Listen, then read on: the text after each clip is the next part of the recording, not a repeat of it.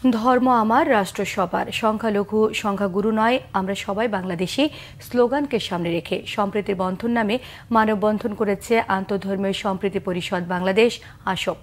শুক্রবার বিকেলে কেন্দ্রের শহীদ মিনারে এই মানববন্ধন করেছে সংগঠনটি। এ সময় বিএনপি চেয়ারপারসনের উপদেষ্টা ডক্টর সুকমল বড়ুয়া জানিয়েছেন, বাংলাদেশের ওপর বহির্বিশ্বের ষড়যন্ত্র চলছে। অশুভ শক্তি ধর্মীয় সহিংসতা সৃষ্টি করে দেশে বিশৃঙ্খলা সৃষ্টি করার অপচেষ্টা করছে মন্তব্য করে এগুলোকে পতিত আওয়ামী লীগ সরকারের অপপ্রয়াস বলেও জানিয়েছেন তিনি। এ সময় দ্রুত সময়ে নির্বাচন দেওয়ার আহ্বান জানান সুকমল বড়ুয়া। মানববন্ধনে প্রধান বক্তা ছিলেন ঢাকা বিশ্ববিদ্যালয়ের অধ্যাপক ডক্টর জামালুন্নেসা।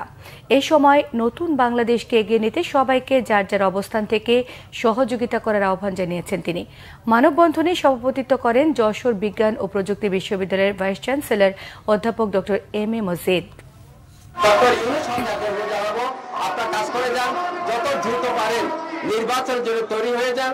আপনার যত কমিশন আছে, যত ধরনের আপনাদের উপদেষ্টা আছে, তাদেরকে নির্দেশ দেন এবং আমরা মনে করি যত আইন শৃঙ্খলা বাহিনী আছে তাদেরকে নির্দেশ দেন, আমরা যাতে একটা সুষ্ঠু নির্বাচনের পক্ষে সকলে একত্রিত হয়ে আমরা ঐক্যতার মাধ্যমে, একতার মাধ্যমে, সম্প্রীতির মাধ্যমে সকল ধর্ম জাতির দৃষ্টিকে নিয়ে আমরা বাংলাদেশ করতে চাই।